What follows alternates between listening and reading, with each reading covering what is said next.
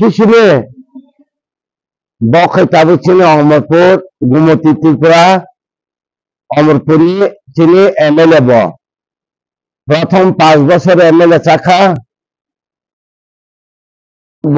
MLA বীরবুমুখায় Randeep Das মহোদয় তিনি গুরুদেব শান্তিকালীন প্রতি বিশ্বাস ভক্তি সদা ফাইন তিনি বসাজনে তিনি বসাজা অকরানে জন্মদিন তিনি বসাজা অকরানে বাদ দেন তুই তিনি অরণি যে নরগ্ন যত্ন রি বন্দন বিরাজ রিনাল হলে বলে মানে খাইজা অমনে তিনি 1 to 5 লিখা 6 to 10 আগামী সপ্তাহে রিফাই যাই শুকনাই সুবাইয়াকো অমরা বলে সিনিয়ারবে বখে চিনি তাব অমরপুরি গুমতি ত্রিপুরানি বতাবা এমএলএ তুমি উঠো এই অমরা বসাজে অকরা কি নাম জানি ভুলে গেছে আগমনী দাস দিন ব্রহ্ম অবিনে বাদ দেন তিন অররি দিব লংনা মা উঠো অবহকায় দিন বিহি বুমা তুমি এটা পরে আমার দেখাইছে না কইবে আমাকে বেসাজে কুসু এই অবরখায় নরং হামজাগে যত চড়াই রংনা হামজাগে নাইথক জাগে নং বন্দনা খাইনা হামজাগে নাইথক জাগে বেসাজে বাদ দেন তুই বব মানসি খাইনানি তঙ্গ আমরা তুই দিন মানসি ফলিকা হানিয়া তিনি নরংনা রি কুফর বড় বন্দনা বিরাসির ফাইব নমস্তে নির্যাতনা তাহলে কও বাবু তুমি প্রথমে শ্রী শ্রী শান্তিকালী মায়ের শতকোটি প্রণাম নিবেদন করছি এবং চিত্র মহারাজের আমি প্রণাম নিবেদন করে আজকে আমাদের এখানে যারা উপস্থিত হয়েছেন আমি সকলকে আন্তরিকভাবে অমরপুরের একটা আমাদের চিরাচরিত সনাতন ধর্মকে মানুষের মধ্যে প্রভাবিত করার এই যে স্থান এক পবিত্র স্থান, এটা অমরপুর মানুষের নয়, সারা ত্রিপুরা নয়, সারা ভারতবর্ষ পৃথিবীর মধ্যে এখন এই অমরপুর শান্তিকালী আশ্রমের মধ্যে দিয়ে আমরা অমরপুরের পরিচিতি লাভ করি। আমি যখন বাইরে কোথাও যাই তখন বলে অমরপুর মানে শান্তিকালীর আশ্রম। এই শান্তিকালী মহারাজের চিন্তাধারা ভাবধারা এই যে তোমাদের মধ্যে যেটা প্রভাবিত হচ্ছে, তো আমি এখানে একদিন এসছি, যখন দেখলাম যে সবাই প্রার্থনা করে তখন মহারাজের সঙ্গে কথা হয়েছে। তো আজকে আমার বড় মেয়ের আজকে জন্মদিন, আমার 2 মেয়ে, তোমরা আমার ছেলে মেয়ের সমান, দাদাকে যেভাবে ভালোবাসি আজকে তোমাদেরও এভাবে আমি স্নেহ মমতা ভালোবাসি। আমরা সবাই আমার সন্তানের মতো, মহারাজের সন্তানের মতো, উনি আমি ওনার ছেলের মতো।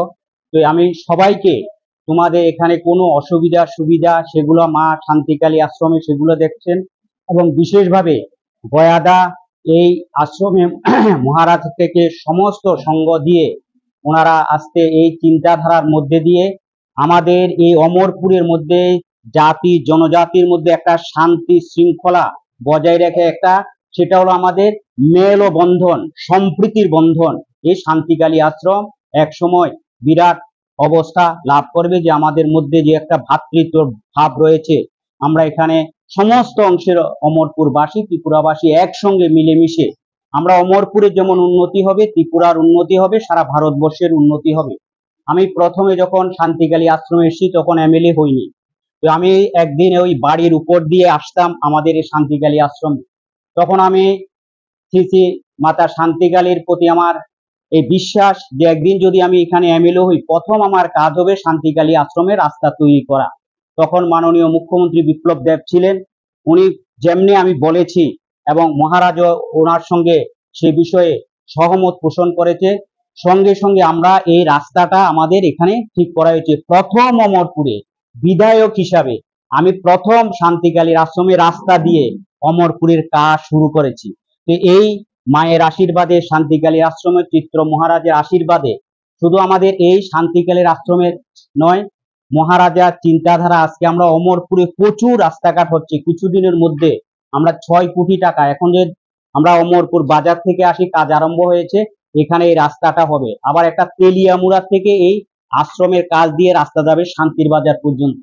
এর মধ্যে একটা রাস্তা গত পরশুদিন টেন্ডার হয়েছে 37 কোটি টাকা, সেটা আমাদের কলেজ থেকে শান্তির বাজারের সঙ্গে যুক্ত হবে। তো এই একটা সময় আমরা তেলিয়ামুড়া থেকে শান্তির বাজারের রোড, সাব্রম শান্তির বাজারের রোড, এতে অমরপুরের এই শান্তিকালী আশ্রমে এক সময় এটা একটা তীর্থ পবিত্র স্থান হিসাবে সারা বিশ্বের কাছে প্রচার হবে, এবং সেটা আস্তে আস্তে সেগুলো হচ্ছে মহারাজা চিত্তরাজ মহারাজার কল্যাণে।